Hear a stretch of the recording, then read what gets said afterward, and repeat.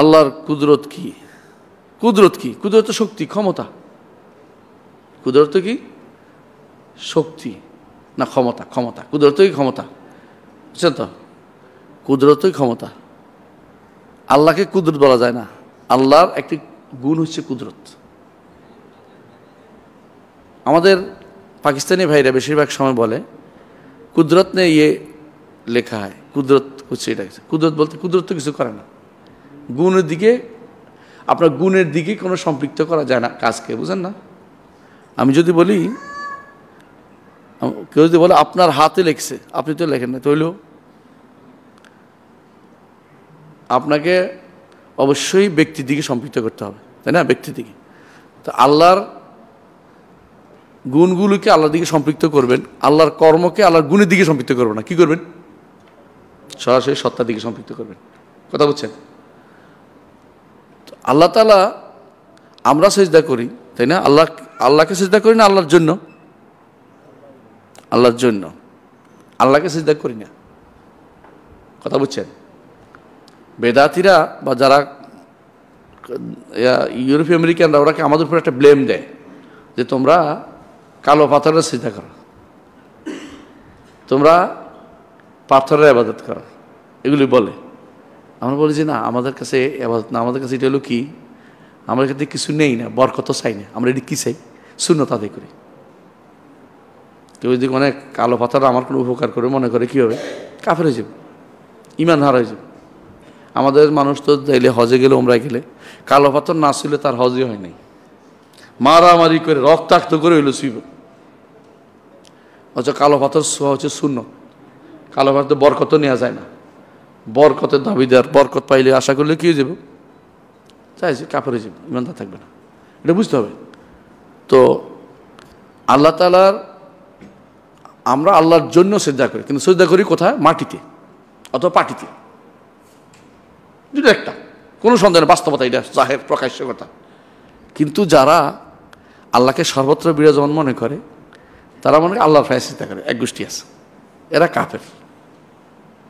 আরেক গোষ্ঠী আছে মনে করে আল্লাহ তো কোথাও নাই, তখন তারা মনে করে আল্লাহর কুদরতের মধ্যে সিজদা করে, কুদরতের পায়ে সিজদা করে। এরাও কিন্তু আশারি মাতুরিদি গোষ্ঠী, এরাও কুফরি করতেছে। কুদরতি পা বলতে কিছু নেই, আল্লাহর পা আছে, তবে আল্লাহর পা আল্লাহর কাছে, আল্লাহর পা জগতের ভিতরে না, জগতের ভিতরে না। আল্লাহর পা আল্লাহ রাখবেন কোথায়? জাহান্নামের উপরে। জাহান্নাম তখন মিটে যায়, বলবে যে কাত কাত, আমি পূর্ণ হয়ে গেছি। জাহান্নামের ভিতরে না, ভিতরে আল্লাহর পা জায়গা হবে না। অনেকে আছে কয়, আমরা বলি নাকি জাহান্নামের ভিতরে আল্লাহর পা ঢুকে দিছে, যে আমাদের নামে বদনামি করে, ইচ্ছা করে খারাপভাবে চিত্রায়িত করে আমাদেরকে মানে খারাপ তোলার জন্য এগুলো বলে থাকে, বুঝলেন না? খারাপ বলার জন্য এগুলো বলবেন না। আমরা বলি জাহান্নামের উপর আল্লাহ পা রাখবেন, আল্লাহর পা আছে। এবং কুরসি হচ্ছে আল্লাহর দুই পা রাখার জায়গা। ওয়াল কুরসি মাওয়াদিউ কাদামাইহি, এটা আল্লাহর দুই পা আছে। তবে আল্লাহর পা আল্লাহর কাছে। আল্লাহর একটি মাত্র গুণ জগতে আল্লাহ দিয়েছেন, এটা কি বলেন তো? কোরআনে কারীম। এটা ছাড়া আর কোনো গুণ আল্লাহ তাআলা আমাদেরকে দেননি, আমাদের কাছে নেই। এটা পড়ে আল্লাহর নৈকট্য অর্জন করার সুযোগ দিয়েছেন, এটা আল্লাহর খাস রহমত। এর বাইরে কোনো গুণ আমাদের সৃষ্টির ভিতরে নাই।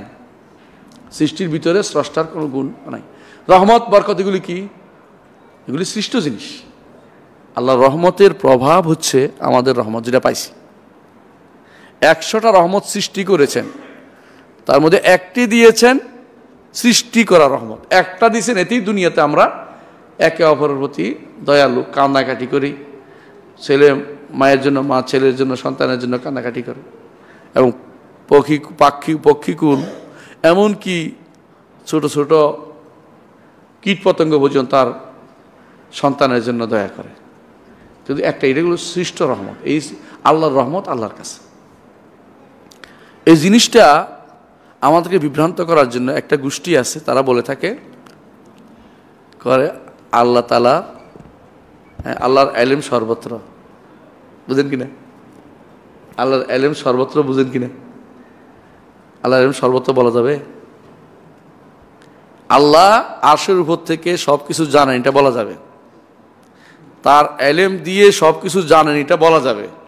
ইলম আমাদের ভিতর না, নাউজুবিল্লাহ। এরা কি করে এটা সাব্যস্ত করলে খুশি হয়, খুব কি জন্য খুশি হয় জানেন তো? কারণ আল্লাহকে সর্বত্র নিতে পারতেছে, কারণ সত্তা তো আলাদা নাই, কারণ সত্তা আলাদা সত্তা সাব্যস্ত করতে চায় না কেন? তাহলে কি হয়ে যাবে? হ্যাঁ, হাইয়েজ হয়ে যাবে, দিক হয়ে যাবে। এই জন্য তারা আল্লাহর গুণকে দিয়ে তারা মনে করছে আল্লাহ সত্তা সাব্যস্ত করতেছে। এটা একটা বিভ্রান্তি, নাউজুবিল্লাহ। আল্লাহর আইলেম, আল্লাহর কুদরত আল্লাহর কাছেই, এগুলি দিয়ে আল্লাহ জগৎ নিয়ন্ত্রণ করতেছেন, দেখতেছেন, জানতেছেন। কুদরতি পায়ে সেজদা করি বলে এটা কোনো কিছুই হলো না, এটা কুফুরি কালাম, এটা কথা বুঝতে পারছেন? আর যে পায়ে সেজদা বলে আরো বড় কুফুরি হলো।